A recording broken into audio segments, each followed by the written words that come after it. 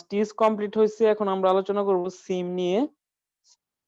তো স্টিচের পরবর্তীতে তোমার হচ্ছে সিম। তো সিম কাকে বলে, এই ক্ষেত্রে আমাদের আলোচ্য বিষয়গুলো হচ্ছে what is SIM, what is the properties of SIM, description of the SIM classes, and description এর মধ্যে তোমার ultimately we'll discuss about the SIM features, applications, advantage, disadvantage and figures. Hello G hello, sir. একজন একটু response করো, হ্যাঁ, যে তোমরা শুনতে পাচ্ছ জি কিনা স্যার। বা নেটওয়ার্কের সমস্যা হচ্ছে কিনা, তা নাহলে তো বুঝতে পারবো না। তো আমাদের আলোচ্য বিষয় হচ্ছে তোমার সিম, এবং এটা খুবই ইম্পর্টেন্ট এবং স্টিচের সাথে পুরোপুরি রিলেটেড। তো আমরা জানি হচ্ছে স্টিচ মানে কি, প্রত্যেকটি individual sewing unit is called stitch. Stitch means the individual sewing unit. তো স্টিচের ক্ষেত্রে কি হয়, তোমার দুই বা ততোধিক ফেব্রিক জয়েন করা হয়। জয়েন করে কি করা হয়, একটা কমপ্লিট ড্রেস তৈরি করার জন্য আলটিমেটলি স্টিচ অ্যাপ্লাই করা হয়। তো স্টিচ লাইনটাকে বলা হয় হচ্ছে তোমার seam. The stitch line is called seam. Hello, জি স্যার। প্রত্যেকটা ইন্ডিভিজুয়াল ইউনিটকে বলা হয় একটা স্টিচ। আর স্টিচ। স্টিচ, হ্যাঁ, আর স্টিচ। স্টিচ পুরো জি স্যার। লাইনটাকে বলা হচ্ছে তোমার সিম। সিম। সিম, হ্যাঁ, এই যে তুমি এটা যদি কনসিডার করো, যদি এটা আমাদের হচ্ছে হ্যান্ড স্টিচ, এক্ষেত্রে প্রত্যেকটি individual unit is called stitch. The line joining where two or more fabric piece or ply attached is called seam. যে এটা হচ্ছে আমাদের একটা সিম লাইন। এই যে লক স্টিচ দেখা যাচ্ছে, যে প্রত্যেকটা individual configuration is we consider stitch.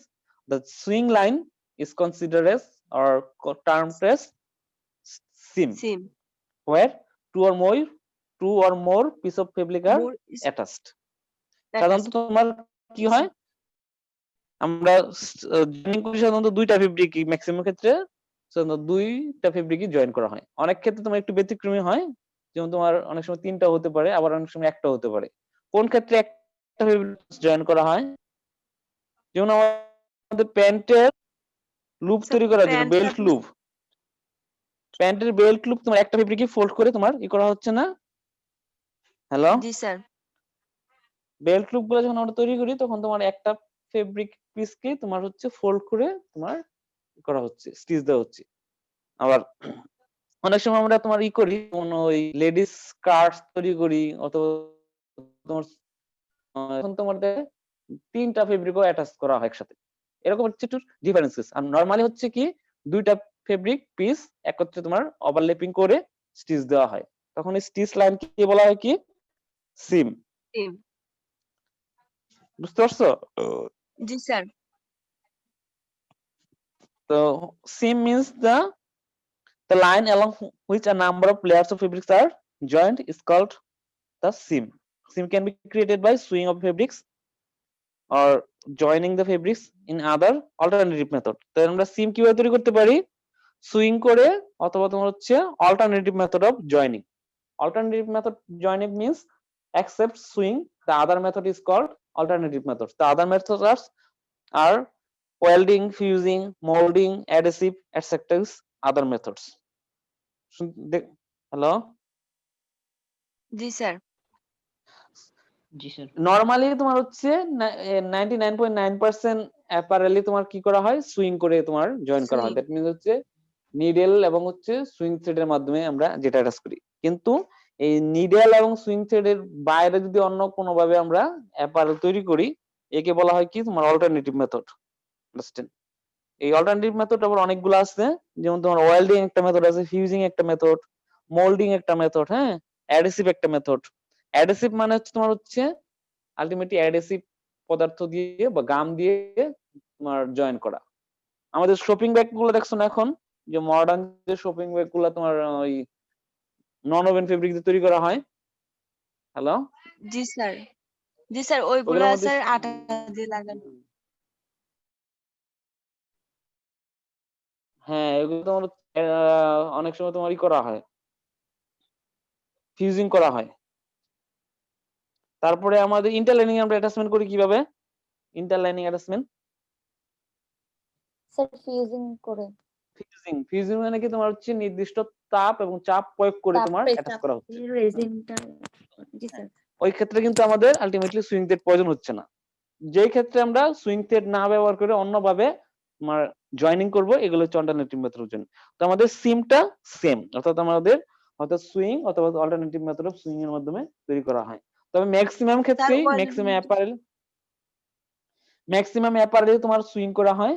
তবে স্পেশাল কিছু অ্যাপারেল, যেমন তোমার হচ্ছে আমরা যদি রেইনকোট তৈরি করতে যাই, ওয়াটারপ্রুফ অ্যাপারেল যদি তৈরি করতে চাই, তাহলে আমার কি সুইং দিয়ে বেটার হবে নাকি অল্টারনেটিভ মেথড বেটার হবে? যদি আমি রেইনকোট বা ওয়াটার প্রুফ অ্যাপারেল তৈরি করি, স্যার অল্টারনেটিভ। হ্যাঁ, কিসের জন্য? কারণ আমি যদি সুইং করি ফেব্রিকের মধ্যে হোল হবে, আন্ডারস্ট্যান্ড? যখন তোমার পানি পড়বে ফেব্রিকের মধ্যে, তখন কিন্তু ওই হোল দিয়ে তোমার পানিটা পেনিট্রেট করবে। হ্যালো, শুনতেছো? জি স্যার, জি স্যার। যখন তুমি একটা ওয়াটারপ্রুফ অ্যাপারেল তৈরি করবা, তখন অবশ্যই যদি সুইং থ্রেড অ্যাপ্লাই করো, সুইং থ্রেড অ্যাপ্লাই মানে কি তোমার অবশ্যই নিডেল থাকবে। আর নিডেলটা যখন তোমার ফেব্রিকে পেনিট্রেট করে তখন অবশ্যই ছিদ্র হয়, আন্ডারস্ট্যান্ড? তো আমার যদি সুইং অ্যাপ্লাই করে এই ড্রেসটা তৈরি করা হয়, তখন হচ্ছে যখন পানি যখন এর উপর পড়বে, ওই হোল দিয়ে পানিটা অ্যাবজর্বেশন ভিতরে হবে। করছি। হ্যাঁ, জি স্যার। হয়তো সরাসরি একেবারে ঢুকবে না, আস্তে আস্তে তোমার পেনিট্রেট করবে। এজ এ রেজাল্ট কি হচ্ছে, আমার মেইন পারপাসটা হচ্ছে না। এই জন্য এরকম ওয়াটারপ্রুফ ম্যাটেরিয়াল বা ড্রেস তৈরি করার জন্য আমরা অল্টারনেটিভ মেথড ব্যবহার করতে হয়, আন্ডারস্ট্যান্ড? অর্থাৎ এরকম বিশেষ ক্ষেত্রে আমার অল্টারনেটিভ মেথড প্রয়োজন হচ্ছে। তাহলে the seam which is created by sewing of fabrics is known as stitch seam। হ্যাঁ, seam is, আর এটা সাধারণত আমাদের ফাংশনাল পারপাসে বেশি ব্যবহার করা হয়। তবে অনেক সময় আমরা ডেকোরেটিভ পারপাসে ব্যবহার করি। অনেক সময় কি করি আমরা, যেমন হচ্ছে আমি আগেও একবার একটা এক্সাম্পল দিয়েছিলাম যে আমরা টেবিল ক্লথের দেখা যায় তোমার বর্ডার গুলো অনেক সময় আমরা কি করি, ওভারলক দিই। তো এই ওভারলকটা কিসের জন্য দেওয়া হচ্ছে? শুধুমাত্র ডেকোরেটিভ পারপাসের জন্য, তাই না? অথবা আমাদের যে জি স্যার। রুমাল তৈরি করি বা রুমাল ব্যবহার করি, এখন যদিও রুমালের ব্যবহার আগের চেয়ে অনেক কমে গেছে, তো দেখবে রুমালের বর্ডারের মধ্যে অনেক সময় কি করা হয়, যে তোমার হচ্ছে বিভিন্ন কালার থ্রেড দিয়ে ওভারলক করা হয়। কিসের জন্য? ওই প্রোডাক্টটার অ্যাস্থেটিক কোয়ালিটি ইনক্রিজ করার জন্য। দেন হচ্ছে তুমি বাসা বাড়িতে যে আমাদের দরজার বা জানালার যে পর্দাগুলো ব্যবহার করি, এর বর্ডারে আমরা অনেক সময় কি করি, তোমার হচ্ছে স্টিচ দিই, শুধুমাত্র হচ্ছে ডেকোরেটিভ পারপাসে। ঠিক আছে? তো সিম means the sewing line where two or more piece of fabric are attached by sewing or alternative method of joining is termed as seam. Hello, জি সবার স্যার। মধ্যে স্যার, সবাই কি বুঝতে পারছো? হ্যাঁ বলো। স্যার ওয়েল্ডিং মেথডটা কি? স্যার অল্টারনেটিভ এর এ- মধ্যে যে ওয়েল্ডিংটা ওটা। এগুলো তো তোমাদের ইয়েতে নাই, সিলেবাসে নাই, এগুলো ডিটেলস পড়ায়। তো এগুলো হচ্ছে তোমার ওই আমার বাইরে থেকে এক্সটার্নাল ফোর্স অ্যাপ্লাই করে তোমার জয়েনিং করা হয়। সাপোজ তুমি মনে করো একটা প্যান্ট তৈরি করতে যাচ্ছ, প্যান্টটা আমরা কি দেই, সুইং করে অ্যাটাচ করি। হ্যাঁ, ওয়েল্ডিং এর ক্ষেত্রে হবে কি, সুইং না দিয়ে তোমার প্যান্টের মনে করো ফ্রন্ট পার্ট একটা একটা এবং ব্যাক পার্ট একটা, তোমার হচ্ছে ফিজিক্যাল ফোর্স বা এক্সটার্নাল ফোর্স অ্যাপ্লাই করে জয়েন করা হয়। এটা হচ্ছে welding method. Hello hello, sir এখানে টেম্পারেচার থাকবে না, শুধুই ফোর্স। এটা তোমার এই সকল ক্ষেত্রে অবশ্যই তোমার ফেব্রিকের মধ্যে থার্মোপ্লাস্টিক ফাইবার থাকবে, টেম্পারেচার তো থাকবেই। থার্মোপ্লাস্টিক ফাইবার বুঝো?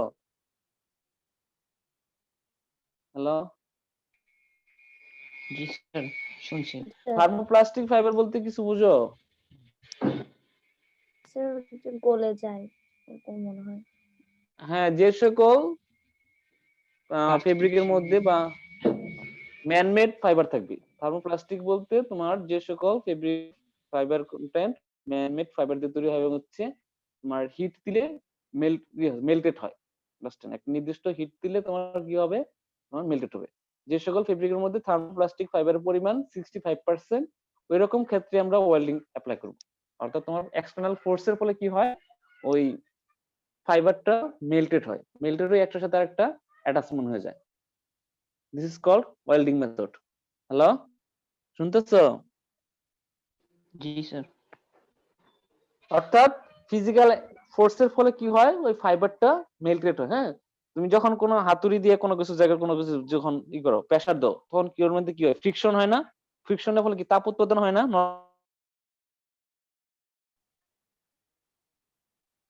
তো সেম জি স্যার। যখন আমরা ফেব্রিকের মধ্যে আলটিমেটলি তোমার এক্সটার্নাল ফোর্স দিয়ে অ্যাপ্লাই করি বা এক্সটার্নাল ফোর্স অ্যাপ্লাই করো, তখন তোমার হচ্ছে থার্মোপ্লাস্টিক ফাইবারটা মেল্টেড হয়ে একটার সাথে একটা অ্যাটাচমেন্ট হয়ে যায়। আর মোল্ডিং এটাও তোমার হচ্ছে একটা অল্টারনেটিভ মেথড। এই ক্ষেত্রে অবশ্যই থার্মোপ্লাস্টিক ফাইবার থাকতে হবে, বুঝছেন? অর্থাৎ তোমার ফেব্রিকের মধ্যে ম্যানমেড ফাইবারের কম্পোনেন্ট বা কনসিস্টেন্স 65% বেশি থাকতে হবে। এই ক্ষেত্রে তোমার হচ্ছে একটা নির্দিষ্ট শেপ তৈরি করা হয়। বুঝছেন? আগে তোমার অনেক লেডিস প্যান্ট কি করতো, তোমার হচ্ছে এই মোল্ডিং এর মাধ্যমে তৈরি করতো। অর্থাৎ তোমার হচ্ছে একটা মোল্ডিং মানে তোমার হচ্ছে ডায়াস থাকতো, ডায়াসের মধ্যে তোমার ফাইবারটা দিয়ে ঠিক আছে একটা মোল্ড বা শেপ তৈরি করা হতো। তারপরে ওই শেপটা তৈরি করার পরে আবার জয়েন করা হতো। এখন তোমার হচ্ছে লেডিস ব্রেসিয়ার যে তোমার থাকে কিছুগুলা, ওই ব্রেসিয়ারের কাপ তৈরি মোল্ডিং এর ব্যবহার ওই ক্ষেত্রে বেশি। তো আমাদের হচ্ছে সিম প্রপার্টিজ আমরা আলোচনা করব, বা সিম ক্যারেক্টারিস্টিক্স। সিম প্রপার্টিজ তোমার হচ্ছে দুইটা, একটা হচ্ছে তোমার সিমের পারফরম্যান্স, একটা হচ্ছে তোমার সিম অ্যাপিয়ারেন্স। হ্যালো, জি স্যার। সিম প্রপার্টিজ বা ক্যারেক্টারিস্টিক্স দুই প্রকার, একটা হচ্ছে সিম পারফরম্যান্স, একটা হচ্ছে সিম অ্যাপিয়ারেন্স। একটু সবাই খাতার মধ্যে লিখো।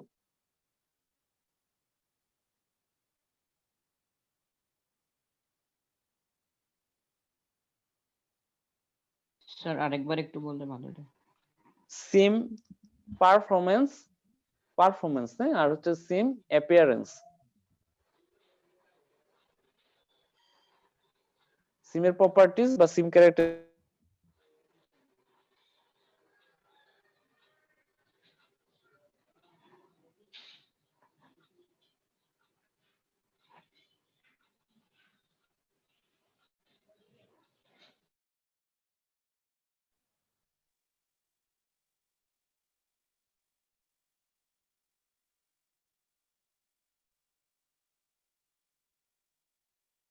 হ্যালো, জি স্যার, লেখা হয়েছে। জি স্যার। তো আমরা আগে আলোচনা করবো সিমের পারফরম্যান্স নিয়ে। আর সিম অ্যাপিয়ারেন্সটা এটা তোমরা নিজেরা বই থেকে একটু দেখতে পারবো, এটা তেমন বোঝানোর কিছু নাই। তো এক্ষেত্রে আমাদের রিলেভেন্ট ফ্যাক্টরস গুলো হচ্ছে seam strength, elasticity, durability, security, comfort and other features অথবা আদার ক্যারেক্টারিস্টিক্স। যে আমাদের হচ্ছে সিম পারফরম্যান্স বলতে আমরা কোন জিনিসগুলোকে হাইলাইট করবো, একটা হচ্ছে সিমের strength, the elasticity, durability, security, comfortness, and হচ্ছে some special characteristics. The same strength বলতে তোমার হচ্ছে সুইং করার পরে আলটিমেটলি যে সুইং থ্রেডের যে স্ট্রেংথ এটাকে বোঝায়। সেম স্ট্রেংথ বলতে সিম লাইন দেওয়ার পরে সিম লাইনের বা সুইং লাইনের যে স্ট্রেংথ ওইটাকেই বোঝায়। তো আমার সিম স্ট্রেংথ আমার ফেব্রিক স্ট্রেংথের সাথে যদি কম্পেয়ার করে তাহলে কিরকম হওয়া উচিত? সিম স্ট্রেংথ তোমার ফেব্রিক স্ট্রেংথের কম, বেশি বা সমান হওয়া উচিত কিনা, কোনটা? এর সমান অথবা Just কম। আইকিউ দিয়ে বলবা। যদি তোমার সিম স্ট্রেংথ সমান বা কম হয় বা বেশি বা সমান হয়, কোনটা হওয়া উচিত আর কি? একটা দেখাই, একটা অ্যাপারেল দেখাই। এই যে এটাই মনে করো, হ্যাঁ, এই যে এটা কি একটা অ্যাপারেলের আর্ম হোল অর্থাৎ স্লিপ জয়েনিং। এটা একটা সিম লাইন না? হ্যালো, জি স্যার। জি স্যার। অথবা এটা দেখো, হ্যাঁ, এটা যে সাইড জয়েনিং, যেটা ফ্রন্ট পার্ট আর ব্যাক পার্ট জয়েন্ট, অথবা এটা কি হচ্ছে স্লিভের সাথে ব্যাক পার্টের জয়েন্ট। এই যে যে জয়েনিং লাইনটা সিমটা, এটাকে তোমার ফেব্রিক স্ট্রেচ বেশি হওয়া উচিত না কম হওয়া উচিত নাকি সমান হওয়া উচিত? তার সমান বা কম। হ্যাঁ, বেশি হলে কি সমস্যা হইতো? কতজন সাপোর্ট করো ওই প্রিয়াঙ্কার কথাকে? একটু হাত তোলো দেখি। জি স্যার, সাপোর্ট করি, কেননা যারা যারা সাপোর্ট করো ওরা হাত তোলো, আর যারা সাপোর্ট করো না তোমরা হচ্ছে